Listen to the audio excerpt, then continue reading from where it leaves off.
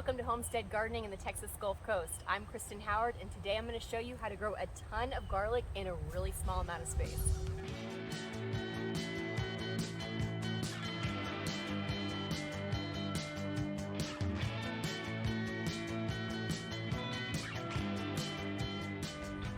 The easiest way to grow garlic in Houston is to start by planting cloves in the fall and then harvest in spring.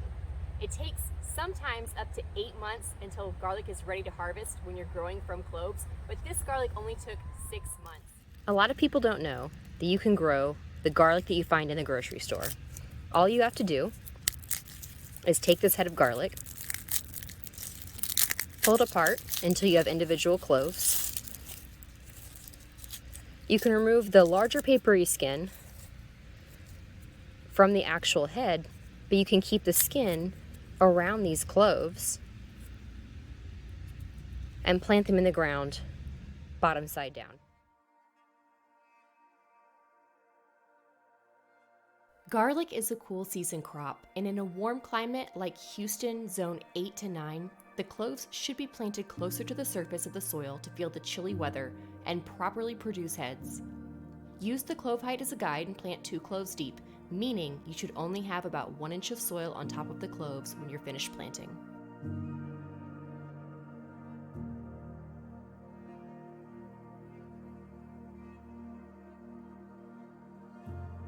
Now, the way to know when garlic is ready to harvest is by looking at the leaves. You can see that some of these leaves are starting to turn brown and others have turned completely brown. Harvest the garlic where the leaves are completely brown, and if you have a few heads of garlic that still have a lot of green and no brown on the leaves, you can leave it for a little bit longer, but you may want to reach down in the soil and double check that you don't have a head already ready. Once all of the leaves die on the garlic, the head's no longer going to be any good and you cannot harvest it and eat it, so you want to make sure you get it at that sweet spot, that perfect timing. In Houston especially, because we're a warm climate, a lot of our cool season plants like to bolt, and so garlic will actually start to bolt and flower, and this is called many things besides a bolt. But if you see these and your leaves are not brown yet, you can go ahead and pull this off and let the garlic continue to grow. If you do see the brown leaves and this bolt, it's definitely time to pull the garlic. Oh! Wow, look at this monster. This garlic head did not want to come up. And for good reason. Look at this root system. It really wanted to stay a lot longer, but it was time to harvest. By the way, I also decided to grow carrots in between the garlic. And these carrots are a little gnarly, but they are so ready.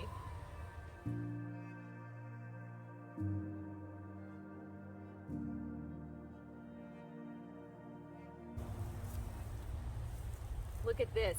I only have 1 section pulled out of all of this so far, and I already have several really interesting looking carrots and a ton of good looking garlic heads. I grew carrots and garlic together because they're companion plants. And if you look up companion planting, you're going to see that there are a lot of things that can be planted together and a lot of things that cannot be planted together. Some plants will compete with each other for nutrients or space, and others will deter a difficult type of plant. So you want to make sure if you're companion planting, you're thinking about what's compatible and what's not. The same goes with whatever you want to plant in this bed after the garlic. You need to make sure whatever plant comes next is compatible with garlic, even though the garlic's not going to be in here anymore.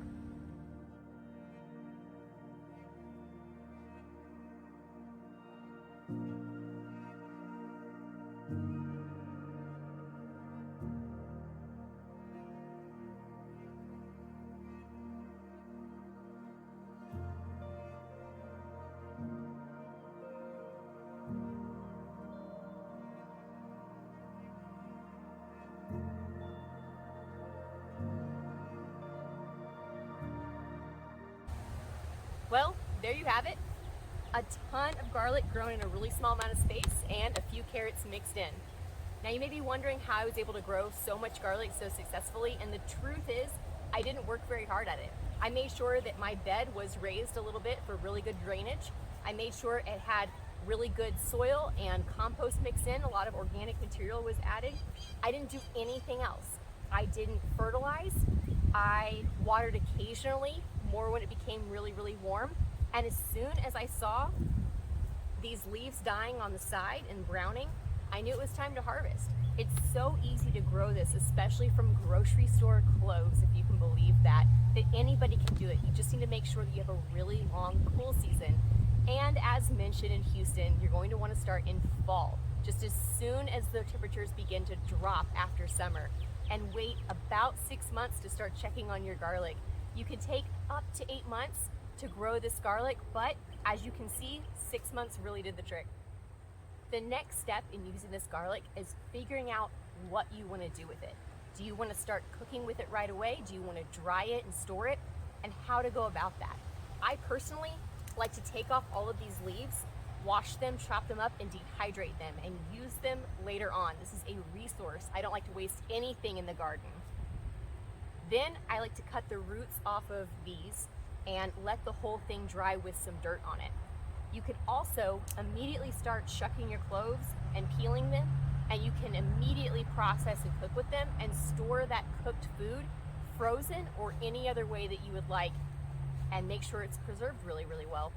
And if you're in a climate where it's really, really hard to dry onions and garlic appropriately and store them for a long time, that's probably the better way to do it. Thanks so much for learning with me today. I hope this episode inspired you to start growing garlic in your own home.